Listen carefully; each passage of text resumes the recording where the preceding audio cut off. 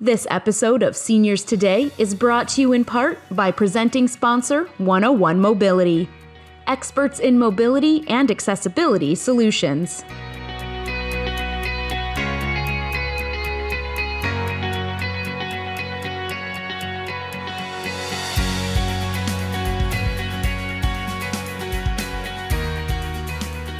Welcome to Seniors Today, a talk show focused on what seniors and their families need to know to live their very best lives.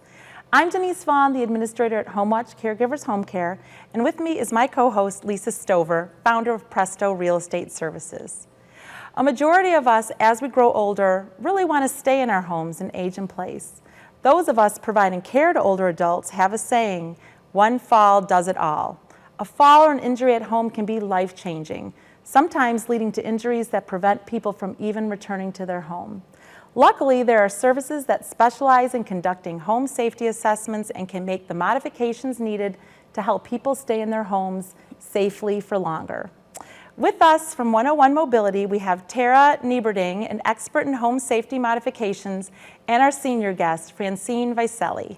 Welcome, Tara. Welcome, Francine. Thank you. We're so glad you could be here with us. Thank you. Let's start with you, Tara. Can you tell us a little bit more about what your company does to keep seniors safe? Yes, thank you. 101 Mobility is a solutions-focused company. We work on removing barriers and making homes accessible and safe for people to stay in them in the long run. Well, we're so lucky to have companies that can actually do that. And we were so glad that Francine could join us because we wanted to hear a little bit about her story and what she's done so that she can stay safe in her home. Well, I mean, when I fell, I was paralyzed from the waist down. I couldn't stand up, so I just could crawl. And I laid on my floor for 3 days before someone found me. So I did have water, but I'm saying going to the hospital, have them telling you one more day on the floor and you would have been gone. Scary. And first thing that went through my head was, can I go back home? Can I go home? Right. You know, I had to have spine surgery, but then I had to go home. I did have the shower bars in my shower because that was the first thing I did, even before I had my fall. But after my fall, that's when everything changed. Francine, share with our guests what it was like. I mean, what was that moment like for you? That must have been super scary. That was very scary because I didn't know what was wrong. You know, you wake up and you're paralyzed and you were asleep, so you wonder, what did I do? You didn't do anything. But I was able to come home, and at first I was embarrassed about the walker, but I thought, you know what, I don't care. I'm able to walk. Even though I got a little helper with me, I'm still able to walk. I go to the grocery store by myself. I do have a caregiver twice a week that helps me with things I can't do, but I try to stay as focused as I can. If you turn wrong, you're going down on hard ceramic floor. There's a hip. So if you break a hip, your chances of coming home are usually not so good. So I don't want any of that to happen. I do want to stay in my home. Well, it almost sounds like we need tips by Francine because Yes, I agree. You've lived it, right? You've gone through it, and when at first when you're talking about being on the floor, for 3 days, it's makes me feel so scared and so sad for seniors, and then I realize it really is so common. In fact, my mother, more than you think. My mother-in-law just had a fall a couple days ago, and she was on the floor for 3 hours until her caregiver came. She got out of bed. She got out of bed, and she just wasn't feeling it, and she was on the floor, wasn't near the things she needed to be near, and then when the caregiver came, in the morning at about 11. Found her there, and she's got this whole journey that you just explained. And that makes me think, Tara, tell us a little bit about how families find you. I mean, is it like what we're talking about here, or do people come with a proactive plan? How does it go? Yeah, majority of the situations are reactive, unfortunately. We're dealing with catastrophic falls or new diagnoses of, illnesses that are going to change someone's mobility. Unfortunately, that's the majority. But I do have customers that come to me proactively, which is my favorite, because we get to plan for their future and what it means in the long run for them to stay in their home. Simple things like you mentioned, putting in a grab bar or removing area rugs, things that might get in the way of your walker. Area rugs are big trip fall. Absolutely, right? So simple things that you can start with. And you'd be surprised when we do our in-home assessments how sometimes people love their area rugs and they Oh, don't they want to get rid of always their do. area The rugs. edges curl up and they catch your feet, they catch your walker, they catch a lot of things. Such a trip hazard. Well, and you know, Tara, tell us a little bit about when a family calls you, then do you go to their home and how do you spend the time with them? What do you do? I do. It is absolutely important for me to see things firsthand, to talk about someone's current condition, maybe what the long-term prognosis is, and how we can look at the variables in their home, right? What is currently accessible, what maybe gives them difficulty now, or will give them difficulty in the future. That could And make be, it not such a scary process. absolutely, it could be their stairs, it could be their entryway. We're in the Midwest, we have a lot of two-story homes, we have a lot of Yes. concrete stoops. We have Yes. a lot of places that can be dangerous if your plan is to stay there in the long run, which we can solve. Well, and I know that our clients, the ones that I deal with, typically have been in their home for 40 and 50 years. Most of them are not in ranches. Most of them have to climb up and over a tub to take a shower. They have to go upstairs for the full bathroom, upstairs for their bedroom. And right there, those are the two biggest culprits, don't you think? Absolutely. I think people are weighing the options of creating a first floor master, which is a very expensive endeavor, and that could potentially affect resale of their home in the future versus equipping their home with, Sometimes in a good way. sometimes in a good way, yes, or, you know, versus equipping their home with machines or equipment that can help make that transition for them. Right.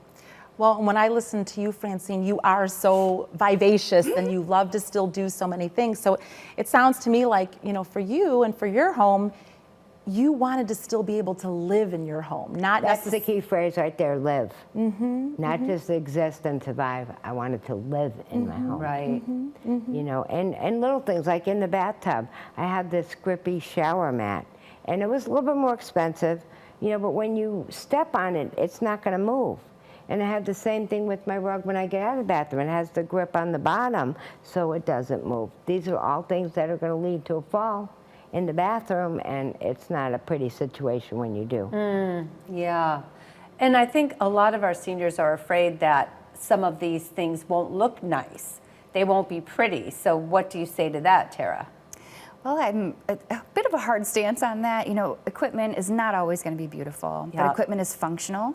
And I think your perspective earlier on, I chose to not be embarrassed by the walker because I needed it and I wanted to walk, right? And that is the most important thing. Anything can be repaired, you know, stairs can be fixed, holes in walls can be patched and painted, and that's all the end result. That's Right. no problem. Right. What are the most common modifications people ask for or need? I'd say the top three, you know, first and foremost, stair lifts. We've talked about the fact that we've got a lot of two-story homes, and that's very common. The good thing about stair lifts is they can accommodate any type of stairs. It doesn't have to just be straight up and down. It can be curves, it can be landings, it can be turns. A lot of ramping, right, in garages or at front entries, or even back entries to get out onto your deck or your little sun porch if that's the case.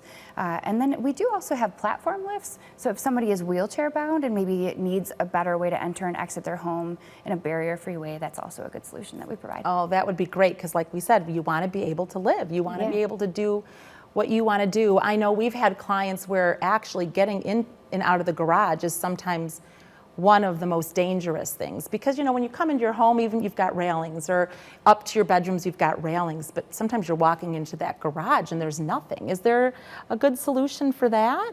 We've actually done many different things depending on the client's need, but even something as simple as rebuilding those stairs with a platform at the door, right? So maybe they still can do the two stairs with a handrail, but they need a resting place or they need somewhere to set things down. That can be a really great first step. And then maybe in the future we put a stair lift on those stairs if they need the assistance actually getting up and down the stairs. There's lots of ways we can approach the garage, but I agree with you. They're not very well built. Usually those stairs in the garage are an afterthought. Well, I mean, it's a lot about what we talk about being a senior, which we're becoming seniors as well, is, you know, you go through your whole life in different stages, but you don't always think about the things that you're going to need to really live your best life. Right, and that's the other thing, you know, just because you're a senior and you do have some disabilities, doesn't mean you can't live a good life with dignity. It doesn't have to be how it was a long time ago. You know, there's so many things you can do. You offer solutions. There's so many things out there. Well, and It's hard for some folks. Yes. It's hard to 'Cause get you to have to that admit next it. place. You have to take a good long look at it and admit what you need and take that next step.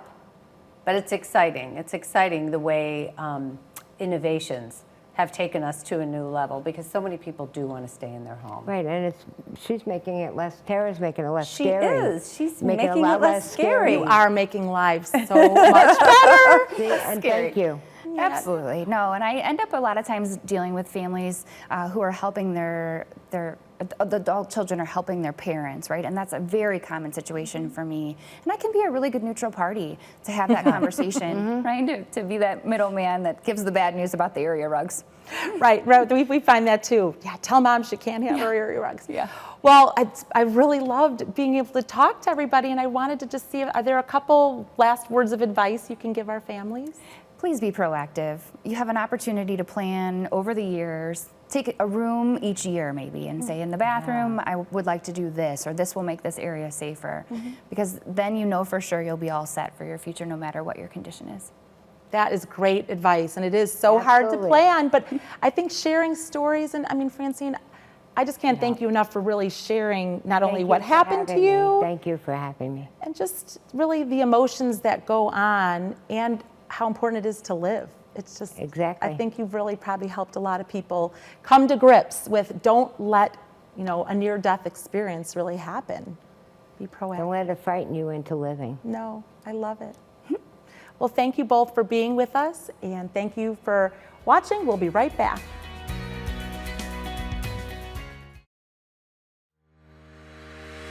We work hard every day to deliver the best mobility and accessibility solutions for people that are faced with limited physical mobility and their caretakers that help them.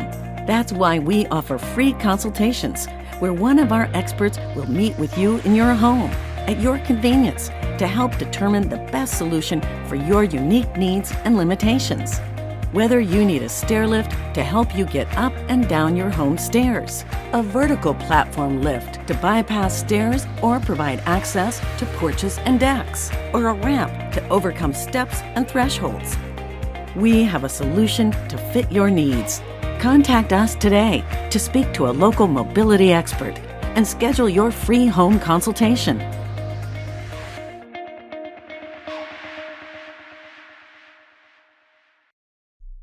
We live in a safe community, but not a crime-free community.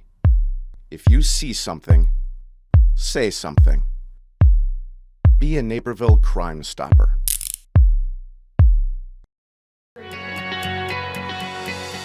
Welcome back to Seniors Today. I'm Dennise Vaughn, the administrator at HomeWatch Caregivers Home Care, and with me is my co-host Lisa Stover, founder of Presto Real Estate Services. Scams. It seems like every day there's a new phone scam, email scam, text scam, and even door-to-door scams. What can we do to make sure those we love don't fall prey to these scams? With us today is Julie Smith, Crime Prevention Specialist from the Naperville Police Department, and Jenny Dolly, Director of Senior Services from the Naperville Township. Both are also members of the Naperville-Lisle Triad, a community organization focused on keeping seniors safe. Welcome, Julie. Welcome, Jenny. We're glad you could be here. Hi. Glad to be here. I think Jenny should be queen of senior services. That should be her title. She knows it all. Yep. I am one. Well, and I know this topic is near and dear to your heart, both Yes. what Julie does and a lot of the presentations that Jenny does. I wanted to start with you, Julie, and talk to us a little bit about what are some of the most popular scams that are happening right now. We're really seeing an uptick of gift card scams. People being imposters, maybe calling you, reaching out by either phone, email, texting, any way they can to advise you maybe something's wrong with your Social Security number, or that you're wanted by the IRS, or you owe them money or something like that. And in order for you to clear up that situation, you need to go out and take a gift card out for payment and give them the numbers on the back of that, and everything will be all cleared up. Oh, wow. Yeah, I hadn't even thought about the gift card piece of it, and now how that can be a form of currency that no one can track. So that's a big And thing. people are falling for it. Yeah, and that's a signal, though. If you're asked to give gift cards as payment to something, that's a signal that it's a scam. Right. Well, and even, how about on our phones? I think even just today, I had two, and they were telling me that my credit card was going to be shut down, but the funny thing was, it wasn't a credit card that I have. Is that Right? They're always wanting you to click on that link, or we seem so more trusting when we get things on our phone, so we're more apt to like click on it and things like that without thinking, and that's how they get us. And what happens when you click on that link? What actually happens? When you click on those links, sometimes you can upload a virus or that malware. A lot of times they want you to verify information that might be entering in your social security number or your birth date or your banking account information, and that's how they get you. Sometimes even now we're seeing that they will wait on the line with you and guide you through going onto a website where they then take over your computer. And that's really scary. Just all the information that's on there. You know, we had a situation, and I'm just thinking, Jenny, you'll probably have a lot more stories, but we had a caregiver in someone's home, and you know, the client had some dementia. Well, she got a phone call from her grandson, Matthew, which really she had a grandson named Matthew, and he was in the St. Louis area and got arrested, and she needed to send money. And the caregiver was like, no, really. And I felt so sorry to hear the story because So sad. it was so sad. And the caregiver felt like aware enough because she, you know, had been trained that this is probably a scam and let's check it out. So, you know, do people come to the township and talk about things that may have happened to them or? Yes. Yeah. All the time. But I am so grateful for them to do that because then we can clarify it for them. So a lot of times people will just call and say, I got this message from the DMV and they wanted me to send, you know, such and such because something is wrong with my driver's license. That's not the point. I said, first off, Illinois doesn't have a DMV. They have a Secretary of State's office. And I said, look for things when they present this topic to you, look for things that are wrong. Well, you do have to laugh sometimes when things come through and there's upper and lower capital letter. I'm like, if they're gonna scam me, can they at least get the punctuation Right. Well, I want to also add that in Naperville, like our listeners today are so fortunate that we have a township office that is ready to receive calls like this. I don't know that every municipality really has that, and it's great that our listeners can call in and get help that they need, you know, besides the police department, but there are other outlets. Yeah. Well, and that was something I was wondering is, do people report scams? You know, they may have figured it out and they may not comply, but they probably think, oh, somebody else has already reported that. So how do you find out what's going on? Well, scams generally are pretty underreported, so we do encourage people, if they've been a victim of scam, to call the police department, file a police report, because that helps us better communicate with the residents about what's happening in the city, so we can put people on alert for that. Yeah. Yeah. And also, thank you, Lisa, for the kind words, because I think with the township offices, we are small enough that we answer our phone, and we do have that trust established. Right. And we're very fortunate in the city of Naperville to have the police department that we do, and we can utilize those too for questions. People are afraid and they are embarrassed by what they may get into, so they don't want to just call up and say, I may have just lost $500, you know, because then that makes them look like that they are beginning with dementia and you know, things like that, which is not true. So we need to keep those lines of communication open. No, it can happen to anybody, but I think that that's true. A lot of times people feel like it makes them look weak, makes them look like they may not be able to be living on their own. Yeah. You know, what are some things that families can do to help their loved ones? You know, one thing that was so positive I felt about, you know, the pandemic was the fact that a lot more seniors got technology, right? So they were able to stay connected. But the flip side of that is a lot more of our clients got Facebook. So, I mean, are there things that families can do to kind of just protect people?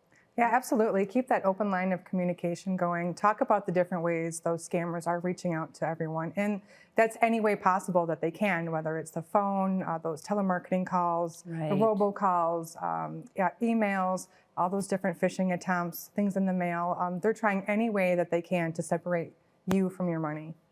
Right. And try not to be condescending.